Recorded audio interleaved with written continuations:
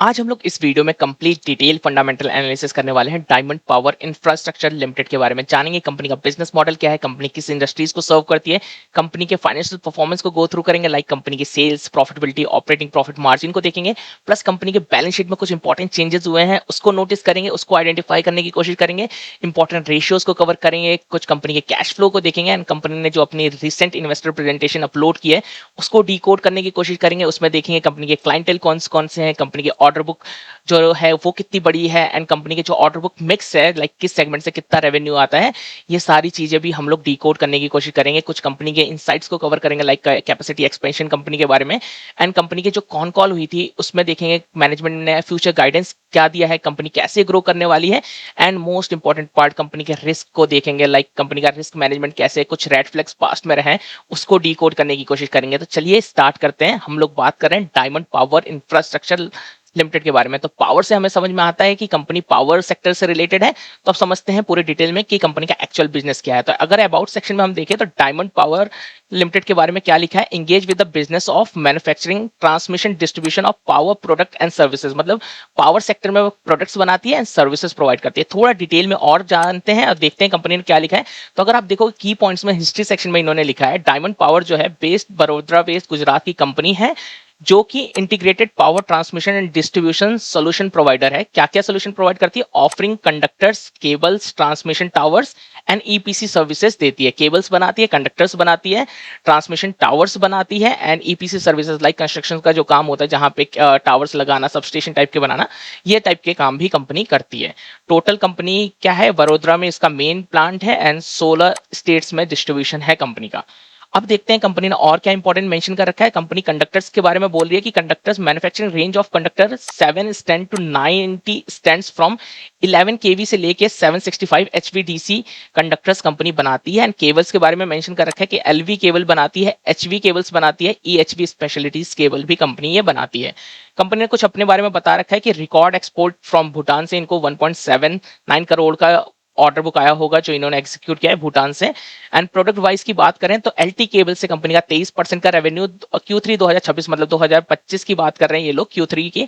तो LT cable से 23% का रेवेन्यू आता था, एसटी केबल से 41% का एंड कंडक्टर से 36% का कंपनी का रेवेन्यू आता था। चलिए और देखते हैं कंपनी ने क्या क्या चीजें मेंशन कर रखी है। तो यहाँ पे कंपनी ने clientele Adani energy, ABB, Texmaco, Servotech जैसे क्लाइंट को मेंशन किया है। जो कंपनी के लेटेस्ट क्लाइंट जुड़े हैं उसको भी हम कंपनी के इन्वेस्टर प्रेजेंटेशन में देखेंगे। कंपनी ने अभी मेंशन कर रखा है कंपनी की जो रिसेंट ऑर्डर बुक है 3,300 करोड़ की है। तो चलिए हम लोग कंपनी के इन्वेस्टर प्रेजेंटेशन में चलते हैं एंड देखते हैं कंपनी ने जो लेटेस्ट डेटा अपडेट किया है उसके हिसाब से क्या क्या चीजें चेंजेस हुई हैं। तो हम लोग आते हैं कंपनी के इन्वेस्टर प्रेजेंटेशन में। तो आप देख सकते हो ये डायमंड केबल की इन्वेस्टर प्रेजेंटेशन है। तो कंपनी ने यहाँ पे ऑर्डर बुक पे मेंशन किया है, ये सारा डेटा मिलियंस में है एंड यहाँ पे हमारे डेटा करोड़ में दिख रहा होगा। तो 3,687 करोड़ की कंपनी के पास ऑर्डर बुक है, मतलब 3,687 करोड़ की ऑर्डर बुक है। अगर order book category wise divide किया जाए तो 51% जो ऑर्डर बुक है वो कंडक्टर से आती है, एमवी केबल से 29% की, डेटा सेंटर से 11.8% की है एंड एलटी एंड सोलर से 7.8% की है। अब कंपनी का रेवेन्यू डेटा सेंटर से भी आ रहा है, तो ये बहुत इंपॉर्टेंट बात है क्योंकि मोस्ट ऑफ द कंपनियां सिर्फ क्लेम करती हैं कि उनका डेटा सेंटर से रेवेन्यू आएगा, पर अभी तक उनके बुक्स में नहीं है, पर इस कंपनी ने शो कर रखा है। आगे आने टाइम में देखेंगे कंपनी ने एक्चुअल में जो ब्रेकडाउन है वो कितना है। तो कंपनी ने यहाँ पे order book product wise breakdown दिखा रखा है। तो टोटल ऑर्डर बुक कंपनी के पास 3,687 करोड़ की है, जिसमें कंडक्टर से ऑलमोस्ट 1,900 करोड़ का ऑर्डर बुक है, केबल से 1,800 करोड़ के पास ऑर्डर बुक है, डेटा सेंटर्स कंपनी के पास 435 करोड़ का ऑर्डर बुक है, जो कि एक बहुत सॉलिड चीज है, बहुत अच्छी बात है। और यहाँ पे प्रोडक्ट वाइज रेवेन्यू जैसे लाइक एलटी केबल से कंपनी के पास 87 करोड़ का ऑर्डर बुक है, सोलर केबल से 200 करोड़ का है, एमवी केबल से 500 करोड़ का है। तो ये कंपनी ने पूरी चार्ट दे रखी है कि किससे कंपनी के पास कितना करोड़ का रेवेन्यू है, मतलब ऑर्डर बुक है। अब आते हैं कंपनी के कुछ इंपॉर्टेंट बारे में। कंपनी कह रही है स्ट्रेटेजी एंड बिजनेस अपडेट में बता रही है 6 works team compounding the growth engine. मतलब कहने का है कंपनी का मतलब 6 तरीके से कंपनी को एक फ्यूचर ग्रोथ इंजन मिल रहा है, लाइक टीएस कंडक्टर से, डेटा सेंटर प्रोडक्ट से, एसटीएलएस कंडक्टर से, कैपेसिटी एडिशन से, export and certification and EHV range of cable से। कंपनी ये बता रही है कि इनके पास 6 ग्रोथ इंजन है इस टाइम, जिससे ये आगे फ्यूचर में ग्रोथ डिलीवर करते हुए आएंगे। और देखते हैं कंपनी ने क्या क्या चीजें मेंशन कर रखी है। कंपनी ने यहाँ पे इंटीग्रेटेड मैन्युफैक्चरिंग प्लेटफॉर्म के बारे में बता रखा है। तो 4 कंपनी के पास सीवी लाइन है एमवी के लाइन जो है वो भी 4 है। 66 टू 400 केवी का ईएचवी केबल रेंज है कंपनी के पास। 110 एकड़ का सिंगल लोकेशन प्लांट है और कंडक्टर की जो कैपेसिटी है मैन्युफैक्चरिंग की वो 1 लाख मेट्रिक पर टन पर एनम है। एंड और देखते हैं कंपनी ने क्या कैपेक्स के बारे में मेंशन कर रखा है। तो यहाँ पे कंपनी ने कुछ कैपेक्स के इन्वेस्टमेंट की लाइक 133 करोड़ एलवी केबल से आने वाला है, 17 करोड़ बी पार्ट जो है इससे आने वाला है, एंड सी पार्ट से कंपनी का जस्ट लाइक प्रिंसिपल अप्रूवल है। अभी यहाँ पे वैल्यू टर्म डिफाइन नहीं हुई है। सीसीवी लाइन की बात करें कंपनी यहाँ पे।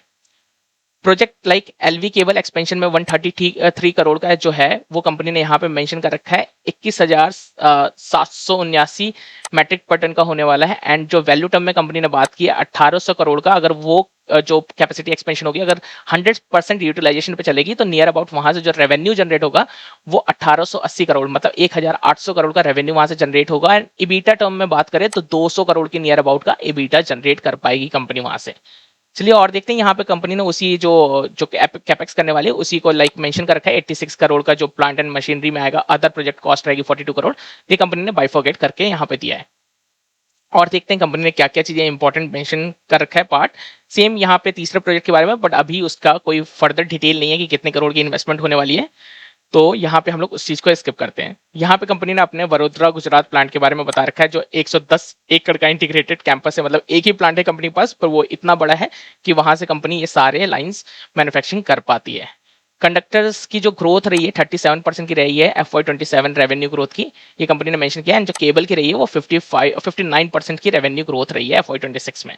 ये सारी चीजें हम लोग बात करेंगे कंपनी के बैलेंस शीट में। और देखते हैं कंपनी ने क्या मेंशन किया है। यहाँ पे मेंशन कर रखा है कंपनी ने product portfolio serving the entire power value chain. Company कह रही है जितनी भी पावर सेक्टर में वैल्यू चेन में आते हैं वो सबको सर्व करते हैं, like generation, HV transmission, sub station, MV LV distribution and end user.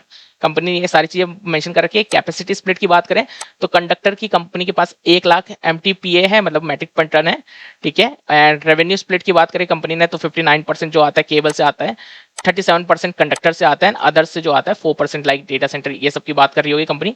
And capacity split की बात करें जो केबल की जो 33,000 की है कंपनी वो बता रही है यहाँ पे। और देखते हैं कंपनी ने क्या क्या चीजें इंपॉर्टेंट मेंशन कर रखा है। यहाँ पे रॉड मैन्युफैक्चरिंग कैपेसिटी की कंपनी बात कर रही है तो ये 74,000 की है। केबल मैन्युफैक्चरिंग कैपेसिटी 33,000 KMPA है। एंड जो अपनी कंडक्टर मैन्युफैक्चरिंग कैपेसिटी है वो 1 लाख MTPA है। एंड देखते हैं कंपनी ने और कुछ इंपॉर्टेंट चीजें मेंशन कर रखी है, नहीं तो हम सिर्फ फिर डायरेक्ट चलेंगे कंपनी के एंड फाइनेंशियल पैरामीटर्स को हम लोग कवर करेंगे। तो चलिए देखते हैं कंपनी ने और क्या अपने क्लाइंट्स के बारे में प्रेजेंटेशन में बता रखा है या नहीं बता रखा है। ओके, ये बहुत इंपॉर्टेंट पार्ट है तो इसको थोड़ा ध्यान से सुनिएगा। TS conductor alliance, TS conductors एक काइंड ऑफ नई टेक्नोलॉजी आप समझ सकते हो जो एलॉय और कंडक्टर से मिक्स करके बनाई जा रही है। स्पेशल टाइप कंडक्टर समझ सकते हो। फर्क क्या होता है, जो पहले के ट्रेडिशनल कंडक्टर्स रहते थे वो क्या करते थे, जब उनको एक रेंज से दूसरे रेंज, मतलब कि जो टावर्स रहते हैं हमारे, वो ट्रांसमिशन टावर्स बहुत दूर दूर तक लगे रहते हैं, नियर अबाउट 700 से 800 मीटर तक दूरी पे रहते हैं, कभी कभार 1 से 2 किलोमीटर भी रह सकते हैं। तो वहां पे जब कंडक्टर्स लगाए जाते हैं ना तो उसमें सैग बनता था। सैग मतलब वो तार लटका हुआ रहता था। तो टीएस कंडक्टर से वो सैग जो है वो कम होता है। तो उससे क्या होता है कि जो आपकी जो कंडक्टर की जितनी लेंथ लगती थी, लंबाई, वो कम हो जाती है। एंड उससे एनर्जी लॉसेस भी बचते हैं, अगर आपने फिजिक्स में देखा होगा तो ये चीज टीएस कंडक्टर को इसीलिए एफिशिएंट माना जाता है। एंड आगे वाले टाइम में कंपनी टीएस कंडक्टर्स पे ज्यादा फोकस करने वाली है। और देखते हैं कंपनी ने क्या क्या चीजें मेंशन किया है। कंपनी ने यहाँ पे अपने लीडरशिप के बारे में मेंशन किया है। एंड देखते हैं और कंपनी ने कुछ डिटेल इंपॉर्टेंट हमारे लिए मेंशन की है या नहीं। Okay, post QIP share holding pattern के बारे में बताया कंपनी ने। Entire equity 59 point something crore की है, तो उसको स्प्लिट में बताई। ये सारी चीजें हम लोग स्क्रीन पे कवर करने वाले हैं। इंडस्ट्रीज एंड डिमांड आउटलुक की बात कर रही है कंपनी, तो देखते हैं कंपनी ने यहाँ पे क्या मेंशन किया है। Cable and wire industries market overview की बात कर रही है। तो अगर ये इंडिया केबल एंड वायर की बात कर रही है एंड सारा डेटा जो है बिलियंस में है, तो कंपनी कह रही है FY29 मतलब 2000 आप 28 समझ सकते हो, एंड 2025 में जो 900 बिलियन रुपीस के टर्म में जो 900 बिलियन रुपीस का मार्केट टैम है, मतलब टोटल एड्रेसेबल मार्केट था, वो बढ़ के आपका 1467 मतलब 1467 बिलियन रुपीस में तक वो मार्केट साइज आगे आने वाले टाइम में होगा। ट्रांसमिशन इन्वेस्टमेंट की बात करें, जो गवर्नमेंट की तरफ से इन्वेस्टमेंट आने वाला है ट्रांसमिशन लाइंस के लिए, ये कंपनी उसकी बात कर रही है। बहुत सारे जगह पे अलग अलग डेटा कोट होता है, पर यहाँ पे ये कंपनी ने अपने डेटा में मेंशन किया है कि ऑलमोस्ट 5 ट्रिलियन तक ये कैपेसिटी एक्सपेंशन होने वाला है 2027 से लेके 2031 के बीच तक। ऑर्गेनाइज मार्केट का जो मार्केट शेयर है, मतलब अनऑर्गेनाइज से ऑर्गेनाइज शिफ्ट जो हो रहा है, जो 2014 में 57% का ऑर्गेनाइज मार्केट था, आज के टाइम में 80% का ऑर्गेनाइज मार्केट हो गया है। आगे आने वाले टाइम में ये और यहाँ से ज्यादा बढ़ते हुए आपको दिखेगा। पावर सेक्टर इन्वेस्टमेंट की बात करें जा रही है, जो टोटल पावर सेक्टर इन्वेस्टमेंट की बात करिए, तो यहाँ पे 37 to 40 ट्रिलियन की इन्वेस्टमेंट है। एंड ये कितना सही है, ये हम लोग इकोनॉमिक्स टाइम एंड जो गवर्नमेंट के टेंडर्स आते हैं उसके थ्रू हमें धीरे धीरे पता चलेगा। ये सिर्फ ट्रांसमिशन एंड डिस्ट्रीब्यूशन लाइन की बात नहीं है, ये होल पावर सेक्टर की बात कर रहे हैं, लाइक जनरेशन से लेके ट्रांसमिशन, डिस्ट्रीब्यूशन एंड जो सबस्टेशन, ये सारी जो चीजें पार्ट आती है, ये पूरे कवर करने की बात करें। सोलर ओलर सारी चीजें इसके अंदर कवर होंगी। डिमांड ड्राइव की बात करें, कंपनी क्या मेंशन करती है, जो डेटा सेंटर कैपेसिटी है जो वो बढ़ रही है FY30 तक, मतलब 2029 की बात कर रहे हैं, वो नियर अबाउट 5000 तक बढ़ने वाली है मेगावाट तक। तो कंपनी इसके बारे में आपको बता रही है। यहाँ पे कंपनी रीजनरेशन इन्वेस्टमेंट की बात कर रही है, रेलवे इलेक्ट्रिफिकेशन, मतलब कंपनी सिंपल सी बात कहना चाह रही है, डेटा सेंटर से कंपनी का डिमांड ड्राइव होगा, रीजनरेशन इन्वेस्टमेंट से होगा, ग्रिड मॉडिफिकेशन आप बात कर सकते हो उसके थ्रू होगा, रेलवे इलेक्ट्रिफिकेशन, लाइक हमारी जो रेलवे मॉडर्नाइजेशन में सारी ट्रेनें इलेक्ट्रिक करी जा रही हैं, तो उसके थ्रू भी डिमांड आगे आने टाइम में जनरेट होते हुए दिखेगी आपको। और देखते हैं कंपनी ने यहाँ पे क्या मेंशन किया है। यहाँ पे लिखा है कंपनी ने मल्टी इंजन डिमांड बूम की बात कर रहे हैं, MV and EHV power cables के बारे में। ईएचवी और एमवी पावर केबल्स हमारे जनरली सोलर और रिन्यूएबल्स में लगते हैं, तो उसी की बात कर रही है। नॉन फ्यूज फॉसिल टारगेट 2030 की बात करें, मास ईएचवी एग्जीक्यूशन की बात है तो 500 गीगावाट तक लेके जाने वाले हैं, जिसकी इन्वेस्टमेंट कॉस्ट आएगी 2.4 ट्रिलियन के आसपास। 650 प्लस सिटीज में ये स्मार्ट सिटीज का मिशन है कंपनी का। एंड जो डेटा सेंटर लोड है बाई 2030 की कंपनी ये बता रही है 1.4 से बढ़ के 9 गीगावाट तक होने वाला है। और देखते हैं कंपनी ने कुछ इंपॉर्टेंट क्लाइंट्स के बारे में यहाँ पे मेंशन कर रखा है। तो पावरिंग द नेशन की बात है, तो सेंट्रल फॉर्म गवर्नमेंट जो है, पावर ग्रिड हो गया, भेल हो गया, और भी गेटको है कंपनी के पास, महावितरण है जो महाराष्ट्र की है। एंड कॉर्पोरेट क्लाइंट्स की बात करें तो JSW क्लीन मैक्स आपका, ABB, अदानी, अंबुजा, अदानी विल्मर, ऐसे वारी, ये बड़े बड़े कंपनी के पास खुद के क्लाइंट्स हैं, का आप बोल सकते हो कस्टमर है, जिनको ये लोग प्रोडक्ट सप्लाई करते हैं। और देखते हैं कंपनी ने यहाँ पे कुछ अपने प्रोडक्ट्स के बारे में, लैंडमार्क्स प्रोजेक्ट के बारे में बता रखा है, जैसे यमुना एक्सप्रेसवे हो गया, ऐसी खावदा सोलर पार्क हो गया। तो ये कंपनी ने अपने कुछ प्रोडक्ट्स के बारे में, प्रोजेक्ट जो उन्होंने कंप्लीशन किए हैं उनके बारे में बता रही है। कंपनी न्यू एनर्जी कस्टमर जो इन्होंने अभी के, जो इनके एनर्जी कस्टमर उनके बारे में बात करी है, just like Adani solar, JSW energy, power grid, NTPC जैसे कंपनी के न्यू कस्टमर्स इस क्वार्टर में शायद, और इससे पहले भी होंगे, तो कंपनी ने इस चीज को डिटेल में मेंशन किया है यहाँ पे। अब आते हैं कंपनी के बैलेंस शीट पे एंड कंपनी के फाइनेंशियल परफॉर्मेंस को देखते हैं कंपनी ने कैसे किया है अभी तक, एंड कुछ इंपॉर्टेंट रेड फ्लैग्स कवर करने वाले हैं। तो प्लीज वीडियो को एंड तक देखिएगा क्योंकि वो पार्ट बहुत इंपॉर्टेंट है। तो डायमंड पावर इंफ्रास्ट्रक्चर लिमिटेड की हम लोग बात करें तो फाइनेंशियल पैरामीटर की बात कर रहे हैं, तो मार्केट कैप है कंपनी का 21,000 करोड़ का, मतलब एक स्मॉल कैप कंपनी है। ROC की बात की जाए तो 24.2%, क्या है ROE मेंशन नहीं है यहाँ पे डेटा में। सेल्स ग्रोथ लास्ट 3 साल की देखा जाए तो 400% से हुई है। देखेंगे ऐसा क्या रहा है, क्या बेस इफेक्ट बहुत कम था इसलिए इतना ग्रोथ मिली है। जो प्रॉफिटेबिलिटी की बात करें तो 75% से ग्रो हुआ है। ऑपरेटिंग प्रॉफिट मार्जिन कंपनी का 10% का है। ये देखेंगे अगर आने वाले टाइम में कंपनी ऑपरेटिंग प्रॉफिट मार्जिन बढ़ाती है कि नहीं बढ़ाती है। कंपनी के प्रमोटर होल्डिंग इस टाइम 84% की यहाँ पे शो कर रहा है। एंड कंपनी के पास जो डेट है वो 2460 करोड़ का कंपनी का डेट शो कर रहा है। तो हम लोग ये जो पार्ट है, ये सारी चीजें पार्ट हम लोग बैलेंस शीट में कवर करेंगे, जो डेट का पार्ट है। कंपनी का पैग रेशियो की बात की जाए तो 1.51% है, जो कि आप कह सकते हो कि पैग रेशियो में कंपनी थोड़ी एक्सपेंसिव दिख रही है। एंड कंपनी की जो इंडस्ट्रीज पी की बात करें तो 27.7 का है, और स्टॉक पी चल रहा है 114 का, मतलब कंपनी अपने इंडस्ट्रीज पी से एक्सपेंसिव चल रही है। हम देखेंगे कि इसके पीयर्स कौन कौन से हैं, तो उससे हमें समझ में आ जाएगा कि कंपनी एक्चुअल में कितनी एक्सपेंसिव चल रही है। तो पीयर में कंपनी के मोस्ट क्लोजर पार्ट में देखा जाए तो अपार इंडस्ट्रीज आती है जो 58 के पी पे मिल रही है, तो उसके कंपैरिजन में तो कंपनी काफी एक्सपेंसिव है। एंड KEI एनर्जी की यहाँ पे डिटेल नहीं है, तो हम लोग बाद में सर्च कर लेंगे KEI एनर्जी का पी कितना चल रहा है। क्वार्टरली सेल्स की बात करते हैं कंपनी के, तो अगर हम देखें तो कंपनी ने 133% की ग्रोथ दिखाई है। दैट्स वाई कंपनी को इतना ज्यादा पी दिया जा रहा है, क्योंकि ग्रोथ बहुत हाई है। 300 करोड़ से कंपनी का सेल्स बढ़ के 700 करोड़ का हो गया है, जो कि ऑलमोस्ट 133% का जमा है। एंड प्रॉफिटेबिलिटी की बात की जाए तो 15 करोड़ से बढ़ के 57 करोड़ का हो गया। तो प्रॉफिट कितना, ऑलमोस्ट 200% से प्रॉफिट कंपनी ने ग्रो किया है। इसलिए शायद मार्केट इस कंपनी को रिवॉल्व कर रहा है और 110 112 का एक्सपेंसिव पी कंपनी को दे रहा है, क्योंकि आगे आने टाइम में मार्केट को लगता है और मैनेजमेंट को भी शायद लगता है, कॉन कॉल में देखेंगे मैनेजमेंट ने क्या गाइड किया है, कि आगे आने टाइम में यहां से बहुत अच्छा परफॉर्म कर सकती है कंपनी। और देखते हैं कंपनी के प्रॉफिट लॉस के बारे में। तो कंपनी का आप यहाँ पे मेंशन है, यहाँ पे देखो आप 2021 में 0 करोड़ की सेल्स थी, 2022 में 0 करोड़ की सेल्स थी, 2023 में 15 करोड़ की सेल्स थी, कंपनी लॉस में थी। तो ये जो एरिया है ना, इसको आप नोट करके रखना 2021 से लेके 2023 तक। यहाँ पे कुछ चीजें ड्रास्टिकली चेंज हुई थी एंड कंपनी का आप 2015 से 2017 तक में भी देखोगे तो कंपनी ऑलमोस्ट नेट लॉस में चल रही थी। तो ये सारी चीजें हम लोग कवर करेंगे कंपनी के रेड फ्लैग्स में कि क्या हुआ था पास्ट में एंड ये सारी चीजें मिटिगेट हो चुकी है या नहीं हो चुकी है।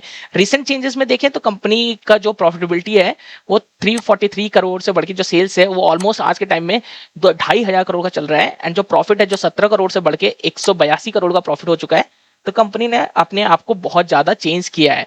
जो बीच में हुआ था वो मैनेजमेंट चेंज हुआ है, एनसीएलटी का इशू था, तो उसको हम लोग कवर करेंगे कि वो एक्चुअल में हुआ क्या था। बैलेंस शीट में बात करें तो इक्विटी कैपिटल जो है कंपनी की वो 53 करोड़ की है।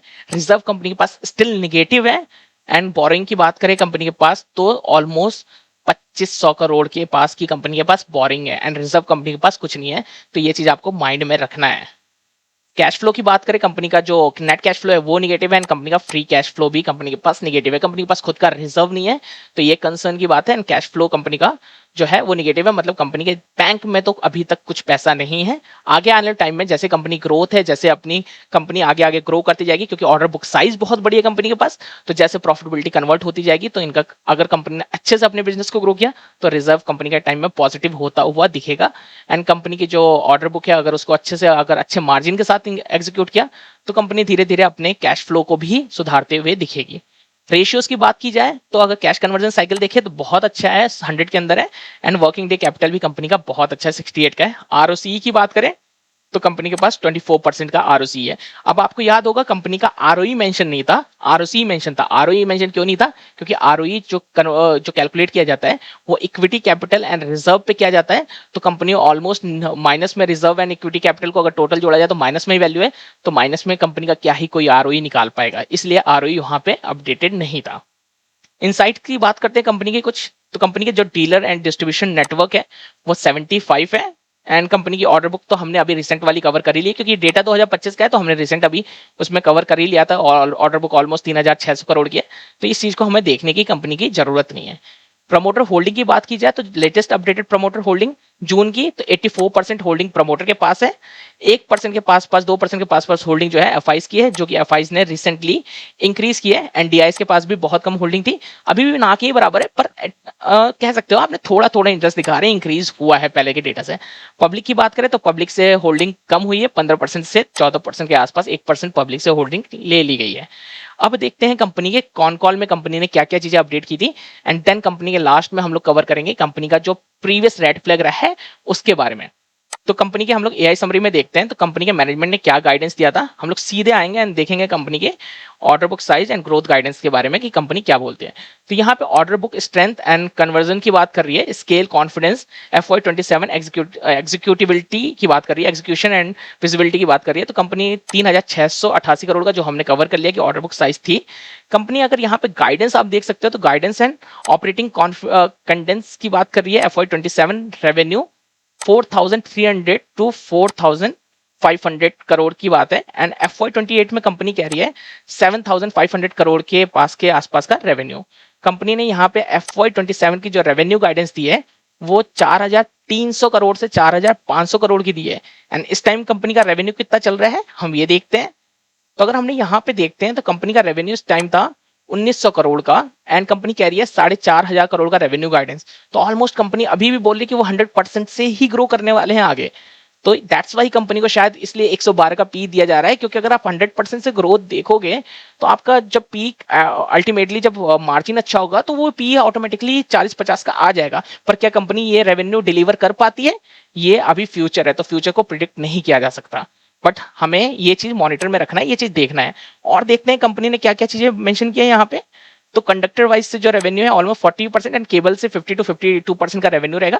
बाकी सब रेवेन्यू जो रहने वाला है data centre order book in सबसे रहने वाला है। FY28 की बात करिए मतलब 2027 में कंडक्टर से 60% का रेवेन्यू रहेगा, केबल से भी आसपास 60% के कंपनी रेवेन्यू की बात कर रही है। एंड जो टारगेट रहेगा FY28 का मतलब कि आप 2027 की बात कर रहे हैं हम लोग यहाँ पे, तो 7,500 करोड़ का कंपनी रेवेन्यू का टारगेट ले रही है 2027 का, जो कि 4,500 करोड़ से तभी भी 60 से 70% ग्रोथ की रिफ्लेक्शन देता है। और देखते हैं कंपनी ने क्या मेंशन किया है। तो यहाँ पे कंपनी ने data centre revenue order target दिया है कि मार्च 2027 तक कंपनी के पास डेटा सेंटर से ऑलमोस्ट 1000 करोड़ का रेवेन्यू रहेगा।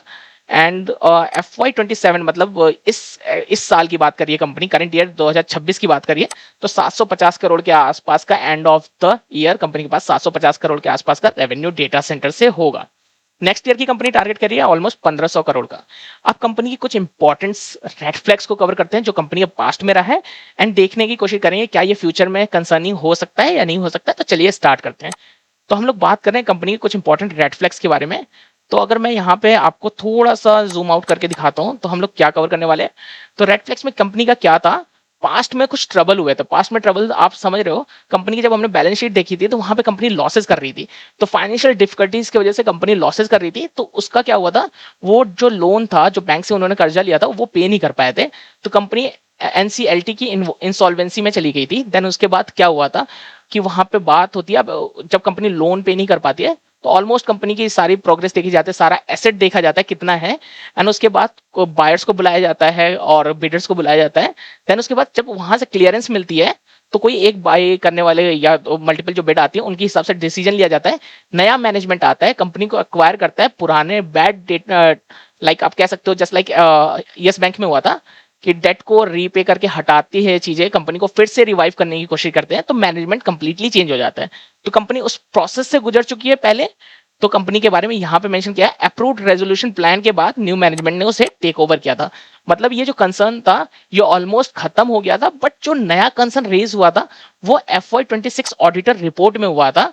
वहां पे मेंशन किया किया था qualified opinion, the auditor has issue with the qualified opinion. क्या मतलब था इसका कि जो कंपनी के जो ओल्ड एसेट थे कंपनी के पास, उसमें जो कैलकुलेशन थी लाइक बैलेंस शीट में कि कितने करोड़ के एसेट हैं एंड इस टाइम कितने करोड़ के, वो थोड़ा मिसमैच हो रहा था, वो प्रॉपर नहीं हो पा रहा था। तो उसके लिए ऑडिटर रिपोर्ट में थोड़ी बहुत इश्यूज दिखे थे। तो हमें ये चीज मॉनिटर आगे आने टाइम में करनी होगी कि एक्चुअल में ये जो नेक्स्ट ऑडिट रिपोर्ट आएगी उसमें सारी क्लियरेंस है कि नहीं है।